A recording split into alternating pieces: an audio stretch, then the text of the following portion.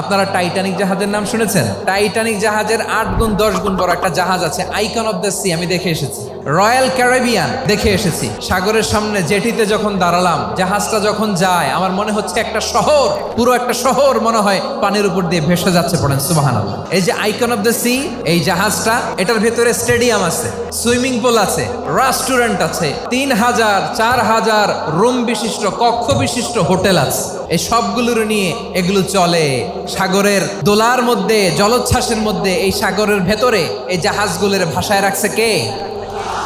এই যে বাংলাদেশে যে গাড়িগুলো চালান, বেশিরভাগ গাড়ি আসে কিন্তু জাপান থেকে। হাজার হাজার গাড়ি একটা জাহাজ বহন করতে পারে। সূরাত বানী ইসরাঈলের এই চমৎকার আয়াতের ভেতরে আল্লাহ তাআলা বেসিকলি মানব জাতির প্রতি তার 4টি স্পেশাল অনুগ্রহের কথা বলেছেন। 2 নম্বর অংশে আল্লাহ তাআলা বললেন, ওয়া হামালনাহুম ফিল বাররি ওয়াল বাহর, স্থলে এবং সমুদ্রে আমি তাদের জন্য চলাচলের বাহন দিয়েছি। সুবহানাল্লাহ।